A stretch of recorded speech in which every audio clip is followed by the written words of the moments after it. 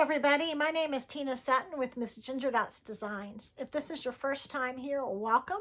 I am so excited you are here. Today we are going to be playing with nested dies. I believe that nested dies are essential in your paper crafting techniques, and I have 10 fun techniques to share with you today.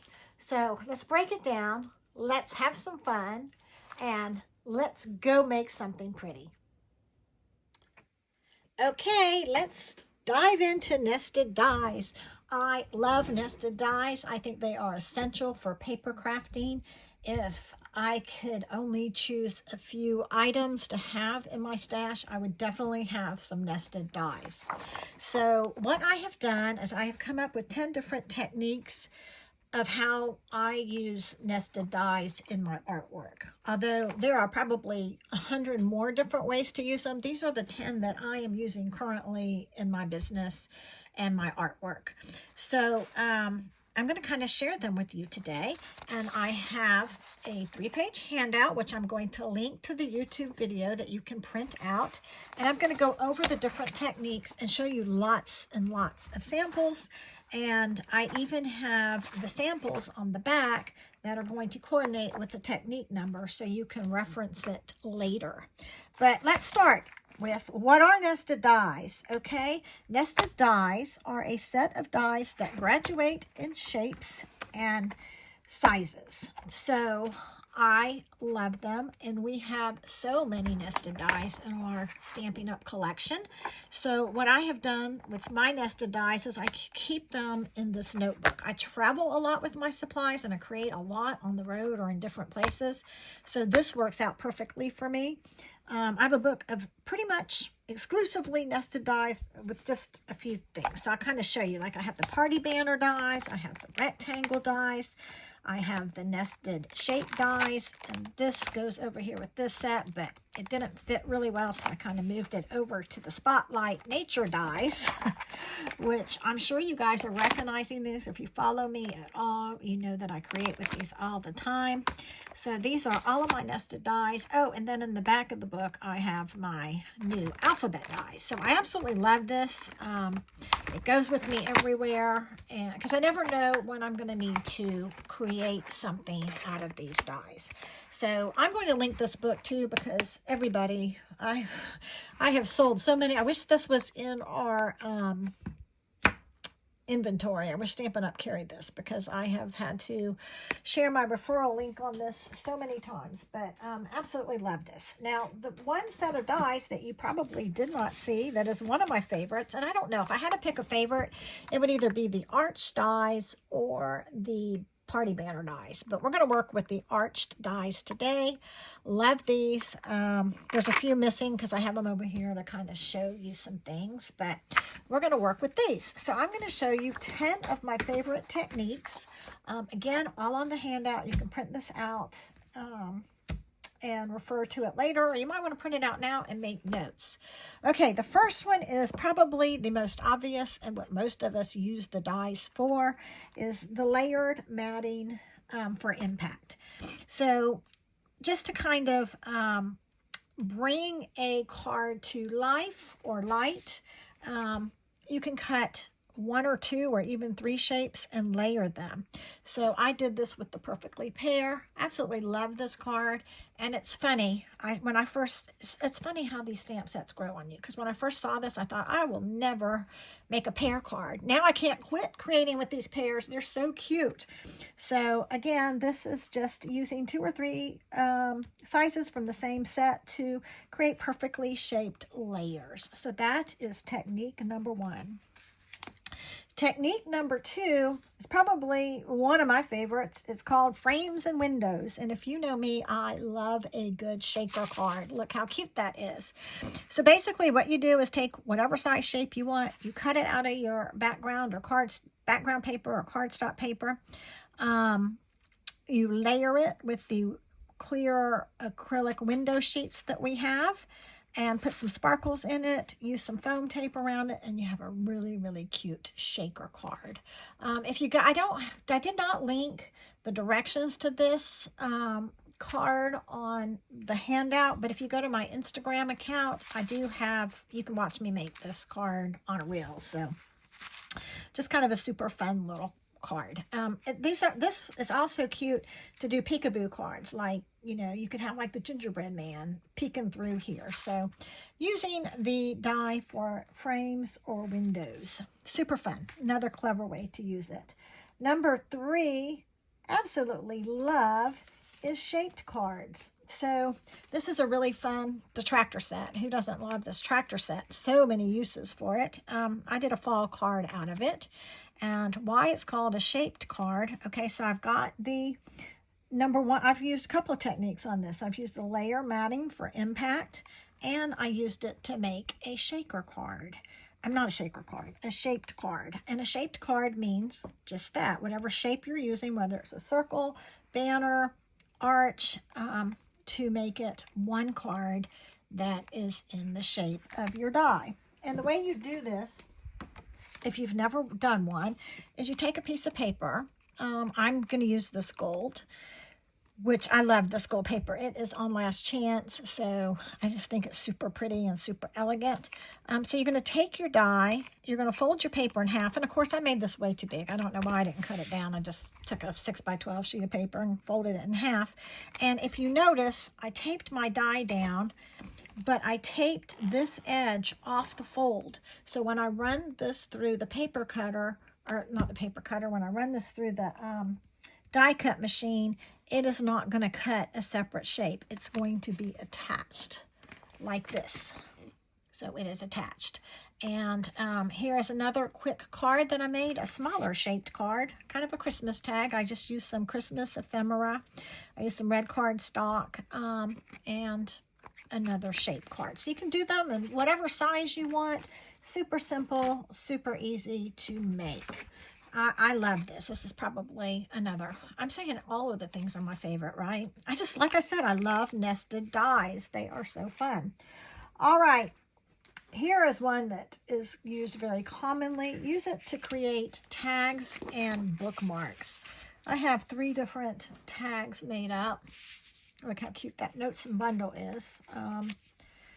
The jar stamp and the sailing stamp. Now this I did a little bit different. I layered it. I layered the arch on a square and embossed this, not square, rectangle. Embossed the rectangle. So there's 3 samples of some tags. So you can layer the tags, you can mix and match your shapes, or you can just cut a tag shape and run it through. The arches are perfect for the holidays. So I was thinking about this today while I've got these arches out. I think I'm just going to run about 50 tags through my die cut machine and have them ready for the holidays so I can decorate them however I wish.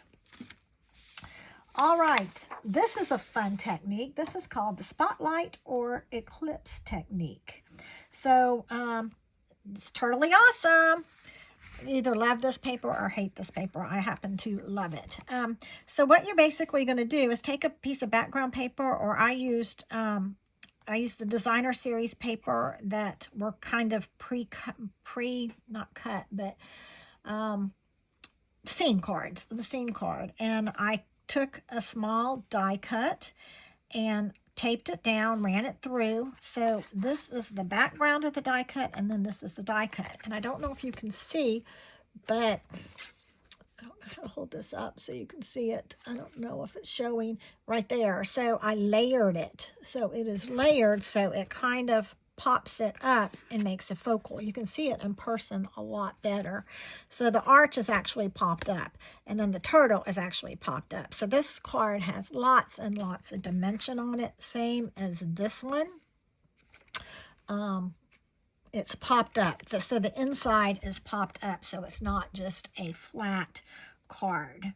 So it just kind of makes you spotlight a section of your artwork. Totally awesome, right? Totally awesome. Now, what about using scraps creatively? What I did on this card is I took some scrap paper that I had, I took 2 of my shaped dies that are next to each other, ran them through, and so you actually get 3 things out of this because the inner piece you keep 2, but it creates a small skinny frame that you can use to accent your artwork. So that's kind of fun. It's called Using Scraps Creatively. I can't say creatively today. So there you go. This one's really fun. This is inlay die cutting. I just created a 6-page workshop out of the spooky Halloween paper. And this is what I had left over. So what you do is you take all of these shapes on your thing and you cut out as many as you want and just random leftover scraps. So if I had a little scrap of orange, I used, a smaller die cut. And I cut these all out, and then you just glue them on top of each other. And then you take your paper trimmer and cut it off, and you have a really fun background. Now, I love the stamp set, so I over-covered it. So I should have done another sample where you could see it more. But you can see right here, like here's a arch, here's part of an arch. You just don't overthink it. It's just a fun way to use your dies and to just create using, coordinating papers to make a really, really fun background. Hopefully you guys can see that well enough. All right, number 8 is creating a tunnel effect. Absolutely love this card. This was done with several colors and foil. Some of my dies were gold, some of them were white, some of them were embossed paper. So it's super fun. It creates kind of a tunnel effect. And then when you open it up, it's a fun fold card. I did this as a live and actually sold a ton of die cuts. People just went nuts over this technique, so I'm very excited to share it again. It's a little bit complicated, not complicated, but there's several techniques, and I didn't want this video to be super long, but what I have done is on your handout, I have given you the link to my YouTube channel to watch to learn how to make this card. I've got some really fun ideas to do with this card for the holidays, so I'm waiting for my new Christmas stuff to come in. I've gotten a few things, but my big order should be here next week, and I cannot wait. This is just, I think, a really fun technique, and anytime I send anybody a card with this technique, I get a phone call. People love it. And I'm even thinking, how can I incorporate this into a scrapbook? I kind of got an idea, but I need to play around with it. So anyway, this is called Create a Tunnel. Then number 9 and number 10 kind of go together. I'm about to show you probably my all-time favorite card that I've ever made. I don't know if it's my all-time favorite. It's kind of hard to say that, but this is a card that I absolutely love, and it is using the arch dies. Look how cute. What shaken bacon. This is Connect a Shape. So this is taking, and you can make this, you can make it like 2 or you can make it 10. You can make it as long as you want or as big as you want. I like 3. I think it's the perfect size. And again, I've got, I did this live, so I'm going to include the link if you want to learn how to make this card. But I'm going to show you how to do the basics of it. We're not going to make a whole card, but I'm going to show you how to do the basics. It's just you're going to pick your shape that you want the card to be, which this is the same size. So you're going to need 6. If you're going to make a 3-panel card, you're going to need 6 arches. So we're going to take 3 arches and lay them out. And then you're going to take some scrap rectangles. I think they're 2.5 by 3. You don't have to use that size. That's the size I like using. And on the 3-inch side, you're going to score it at 1.5. And basically, what you're going to do is you are going to glue this down in between right here. So let me just kind of show you Or you could use that. You don't have to glue. You can use any kind of adhesive that you want. But you want them, you don't want them to be right next to each other. You want just a little bit of a space. So I'm going to put this, if you can see, I'm putting the fold a little bit past that line. And then I'm going to lay this one on top of it. Just like that. So it's going to go like that, and then we're going to do another one. I'm going to fold this backwards, and I'm going to do the same thing.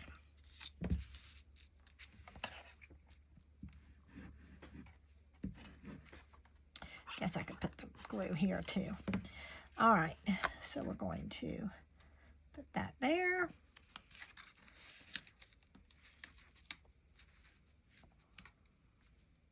And this right here. Leaving just a little bit of a space. All right, then we're going to fold it up like this and like this. Then what you're going to do is you're going to come back with another set and glue it together like this. So this is how you do the guts of it. You want to make sure, I'm using two-tone cardstock because I like it. I like the thickness. The 8.5 by 11 paper is a little bit thicker. So this is what I'm used to. It was what we used. We're close to my heart, so I'm better with it. So we're going to cover up, essentially covering up these tabs.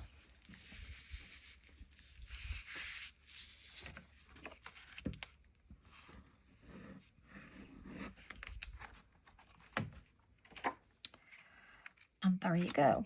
And I am going to use this. Like I said, I've got some Christmas stuff coming in. And I am going to use this base for a Christmas card. But that's how I made it. And again, you can make it as long as you want or as short as you want. I just like the 3. If you notice, technique number 10 is to dry emboss your shapes. So I use that technique right here. I don't know if the camera is picking it up. Trying to see, there you go. Can you see the embossing on the piggy behind? So super fun. So there you go. There's 10 different ways that I have used the Nested Dies embossing folder. I have pictures on my handout as well as a description. I hope you have liked this video. If you did, be sure to hit the like button. And if you want to get more of my tutorials, be sure to hit subscribe. So thanks so much for watching. I hope you enjoyed, and get your nested dies out and start playing. Go make something pretty. Have a great day.